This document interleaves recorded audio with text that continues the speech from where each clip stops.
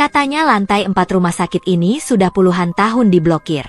Tapi suatu malam, seorang perawat baru nekat naik ke atas. Dan apa yang dia lihat membuatnya tak pernah sama lagi. Di tengah hiruk-pikuk Surabaya, berdiri sebuah rumah sakit tua yang sampai sekarang masih dipenuhi pasien. Dari luar, bangunannya tampak kokoh meski catnya mulai mengelupas di beberapa sisi. Tapi ada satu hal yang selalu menarik perhatian orang, lantai 4.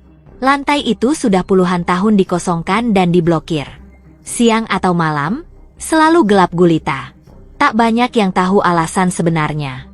Konon dulu pernah ada kebakaran kecil di sana.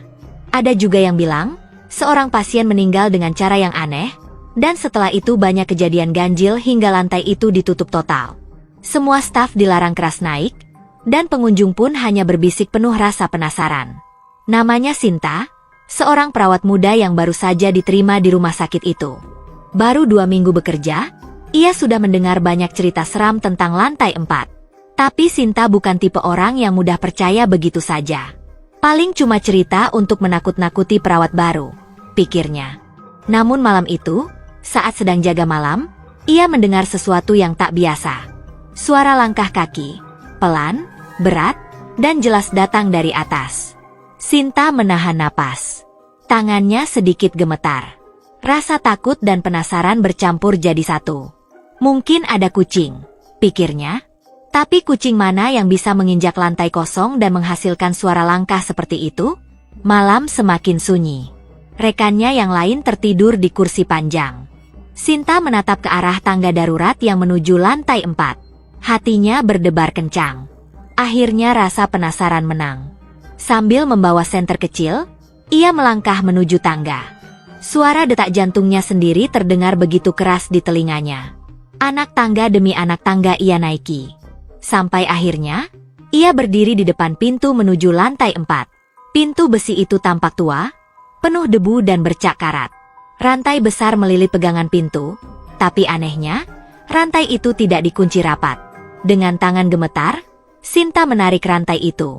Perlahan, pintu terbuka, menimbulkan suara berdecit panjang yang membuat bulu kuduknya meremang.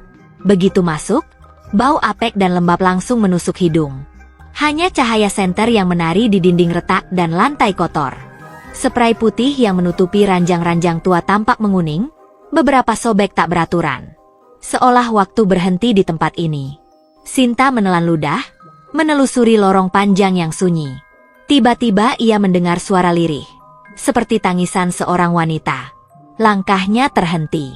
"Halo? Ada orang di sana?" bisiknya pelan. Tak ada jawaban. Suara tangis itu terdengar semakin jelas. Dengan hati-hati, ia melangkah lebih dekat. Dari ujung lorong yang gelap, ia melihat sosok wanita berambut panjang duduk membelakangi. Bahunya terguncang, seolah benar-benar menangis. "Suster? Anda baik-baik saja?" Suara Sinta bergetar. Tak ada sahutan. Perlahan, wanita itu menoleh. Wajahnya pucat, matanya kosong menatap, dan perlahan bibirnya melengkung menjadi senyuman lebar yang sangat tidak wajar.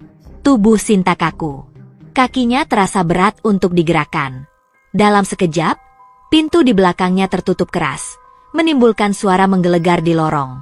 Suara tangisan berubah menjadi tawa lirih yang menggema. Sinta terperanjat, membalikan badan dan berlari ke arah tangga darurat. Nafasnya terengah-engah, dadanya terasa sesak. Langkahnya terburu, hampir terpeleset. Sampai akhirnya ia berhasil turun kembali ke lantai bawah. Di ruang perawat, rekan-rekannya terbangun karena suara langkah terburu-buru Sinta. "Kamu dari mana? Kenapa pucat begitu?" tanya salah satu dari mereka. Dengan nafas masih tersengal, Sinta menjawab, "Aku ke lantai 4. Wajah rekan-rekannya langsung berubah. Salah satu dari mereka menatap Sinta serius. "Sinta, lantai 4 sudah dikunci puluhan tahun. Kamu gak mungkin bisa ke sana." "Tapi rantainya gak dikunci. Aku benar-benar lihat ada seorang wanita di sana." Sinta bersikeras. Mereka menggeleng. Setiap malam rantai itu dicek, dan selalu terkunci. Malam itu, Sinta sulit memejamkan mata. Ia terjaga di ranjang, terus terbayang wajah wanita berambut panjang itu. Dan ketika akhirnya ia terlelap, ia bermimpi aneh. Dalam mimpinya, wanita itu berdiri sangat dekat, menatapnya dengan mata kosong dan senyum menyeramkan. Perlahan, wanita itu berbisik di telinganya, "Sekarang kamu sudah lihat aku, kamu tak akan pernah bisa melupakan." Pagi harinya, pihak rumah sakit memutuskan memeriksa lantai 4 bersama-sama. Mereka naik bersama tim keamanan. Namun ketika tiba di depan pintu lantai 4, rantai besi itu tampak masih utuh, terkunci rapat dan berdebu tebal, seolah tak pernah disentuh siapapun.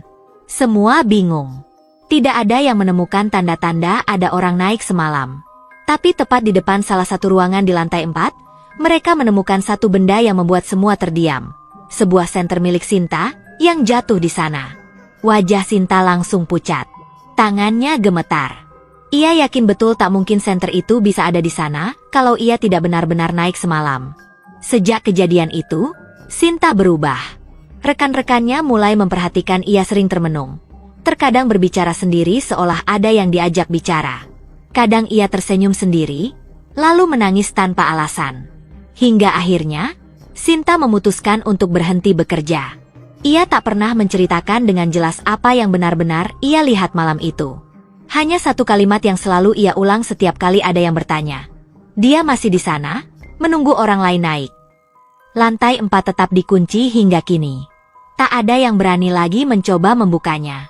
Tapi ada satu cerita yang sering terdengar dari petugas kebersihan dan satpam yang berjaga malam. Mereka mengaku, kadang mendengar suara tangisan lirih dari atas, atau melihat bayangan wanita berambut panjang di jendela lantai 4 yang gelap. Dan jika kau melewati rumah sakit itu pada malam hari, cobalah tengok ke atas. Siapa tahu kau melihat sesosok wanita berdiri diam, menatapmu, seolah menunggu kau datang dan menemani kesunyiannya.